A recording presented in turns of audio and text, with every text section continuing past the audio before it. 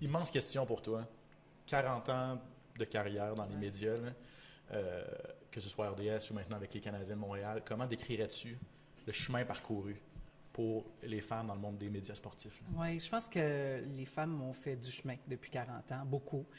Il y a encore du chemin à faire, donc la route est encore là. Mais je pense que ça va bien. D'abord, dans l'œil du public, c'est là que je remarque la plus grosse différence, c'est que les femmes sont acceptées. On sait qu'elles sont compétentes, on sait qu'elles font un travail extraordinaire, autant que les hommes. Je veux dire, quand je suis arrivée il y a 40 ans, on questionnait mon intérêt pour les sports. Pourquoi est-ce que tu aimes vraiment ça? Est-ce que tu sais c'est quoi un hors-jeu sur la patinoire?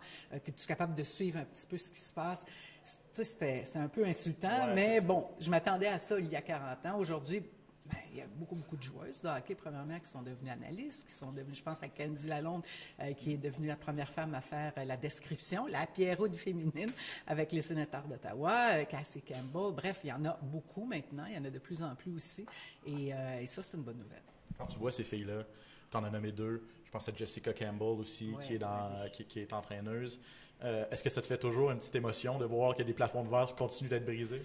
C'est extraordinaire et Jessica fait un travail phénoménal. C'est pour ça qu'elle est derrière le banc du Kraken. C'est pas parce que c'est une femme, c'est parce qu'elle fait le travail.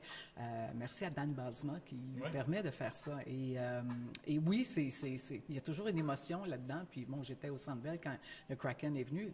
Ils ont battu, là, mais... et j'étais très fière. J'étais très fière. J'ai regardé au banc, communiqué avec les joueurs et tout ça. Et c'est une grande fierté. Tu as mentionné l'œil du public. Et le public t'aime, t'a aimé, et j'ai l'impression qu'il t'aime plus que jamais. Est-ce que tu es surprise que, tu n'es plus à la télé à tous les jours, tu n'as plus l'exposure, si tu me permets l'expression, que tu avais quand tu étais chef d'antenne à RDS ou même reporter. Est-ce que tu es surprise que le public t'ait suivi dans cette nouvelle aventure-là? Et j'ai l'impression que l'amour suit, là, vraiment, même si tu es un peu plus dans l'ombre. Oui, ça me surprend beaucoup. En fait, les fans, et je vous remercie, les fans, parce qu'ils m'écrivent à tous les jours. Wow. Que ce soit dans les victoires, dans les défaites, pour avoir des informations sur les joueurs, sur un paquet de choses. Et moi, je me fais un plaisir de leur répondre là, quand je peux. Je reçois beaucoup de messages. Mais ça, je trouve ça le fun. Puis quand je croise des gens, que ce soit à l'épicerie ou peu importe, qui me disent « Hey, on s'ennuie de toi. » Ben, je communique avec moi sur les médias sociaux. Je suis toujours là quand même. Donc, je trouve ça vraiment le fun. Ça va faire vraiment 3 ans. Là. Ça passe très vite. Et mais je suis contente que les fans ne m'oublient pas aussi. Donc, c'est flatteur. Non, personne ne t'oublie, je te confirme. J'imagine que tu es une observatrice encore du monde du sport, du hockey, bien sûr, mais quand tu vois qu'est-ce qui se passe dans d'autres sports, Caitlin Clark, le phénomène notamment, ce que Serena Williams a accompli, on pourra en nommer plein, là, je veux dire, dans tous les domaines, le sport féminin est en train d'exploser aussi. Est-ce que tu aurais cru ça possible quand tu commençais il y a 35 ans à RDS? Non, j'aurais pas pensé ça. Et c'est la meilleure nouvelle, que le sport féminin grandit. J'ai regardé le combat de boxe de Taylor Serrano vendredi soir. Ils ont volé le show. C'était incroyable. Ça m'a rappelé la trilogie de Ward Gatty. J'étais là, OK, c'est ça, là. J'ai regardé ça avec mes 2 fils. Jamais mes fils auraient regardé un combat de boxe féminin et mes gars étaient tellement impressionnés et on est embarqués. Quel courage, quelle belle technique de boxe. Les femmes au hockey, que ce soit la victoire de Montréal, que ce soit aux Jeux olympiques, on offre du sport de qualité. Je vais voir les femmes au tennis, bon, 1 fois sur 2 ici à Montréal. C'est toujours un spectacle extraordinaire. Alors oui, le sport féminin est en grande expansion. Le soccer aussi. Bref. Mais tant mieux, parce que les filles et les femmes offrent un excellent spectacle. Donc, je trouve ça vraiment merveilleux, Benoît. Parlons CH, avant de te laisser partir. 2 victoires de suite, ça va bien. Et là, je me posais la question, parce que tu l'as fait plus souvent que moi, mais je suis allé aussi dans le vestiaire, quand tu arrives dans le vestiaire, quand ça va mal. Même en tant que journaliste, c'est plus difficile. Ouais. Est-ce que c'est la même chose quand tu es VP communication? C'est vraiment...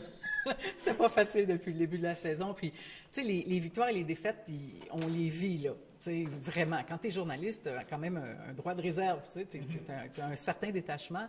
Là, il n'y en a pas de détachement. Alors, les victoires, tout le monde était vraiment de très bonne humeur hier. Mais en même temps, on ne veut pas... Tu sais, c'est un début de saison qui est tellement difficile qu'on se dit... Ah, c'est le fun, on commence à mieux jouer, mais OK, on va garder les deux pieds sur terre. Ouais. Tu sais, on ne veut pas On s'emporter. va s'emballer. Exact, s'emballer, puis c'est important de le faire.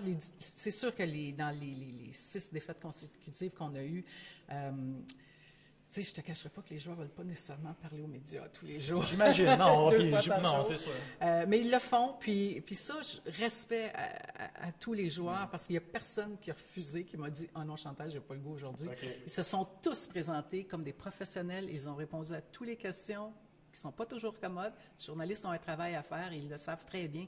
Et ça, grand respect, c'est drôle parce que je discutais de ça avec mes adjoints hier.